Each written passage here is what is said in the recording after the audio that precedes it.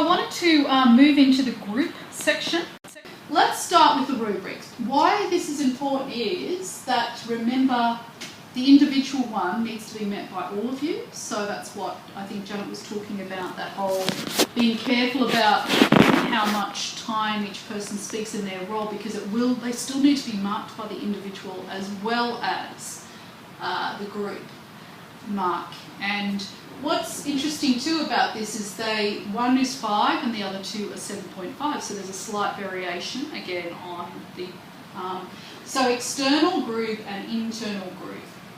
Have you got a concept of those elements, external and internal? And these are new terminologies, aren't they, to sort of try and help students understand that you'll be judged on what you can display in the flesh, in the reality of the presentation, but there is also there will be consideration of what you've done before and outside, and even consideration of the fact that groups are perfect, and and the fact that you try to manage or identified elements that weren't perfect in your group, or members that maybe weren't available, and you try to deal with those.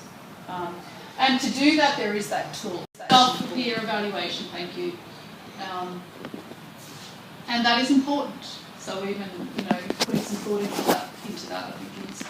What else? Group argument. So that's coming back. See, that's quite important, isn't it? Because that comes back to that stance.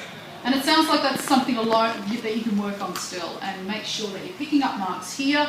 Plus, it's going to impact on the individual as well, because each individual should be somehow, just like all of your paragraphs should be working together towards the thesis, each individual should have some connection to that, no matter what that stance is. And your job is to persuade the audience why you have decided. But it also shows that you are a group. But it is worth looking at, and I know, I put it up here because I know students often don't look at it, or look at it only at the end, which is often a little late to make productive changes. So these are problems, and I think it's important to really, your marker is not expecting you to have none of these, because that's reality. We have these in our own work environments. It's about accepting and also looking for strategies and thinking about how these problems can be solved, dealing with conflict. So even just having some planning with that, or some recognition of that in your documentation or reflection. I mean, one that you've pointed out is lack of time, and that is a huge one. See, accepting what you have time to do. Group work does take more time. But the wonderful thing is there are some online tools these days. I know I've worked with students who've managed to use Google Docs and planned to a lot of email communication.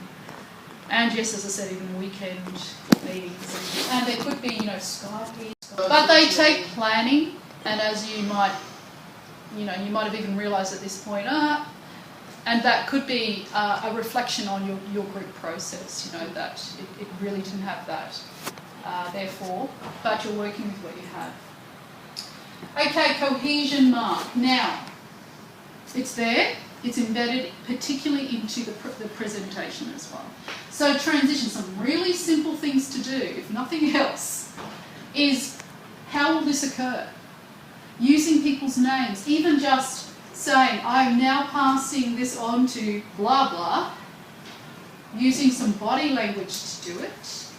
Not assuming everyone knows everyone's name, they probably do, and you even just saying at the beginning, these are the roles we're playing, this is what we're doing, reminding us. Body language, use of name, use of even just use of such and such is covering this role, and they're quite simple. They probably they become easier to do in rehearsal, of course, but planning them, and they're part of the mark. They're part of the 7.5, that mark.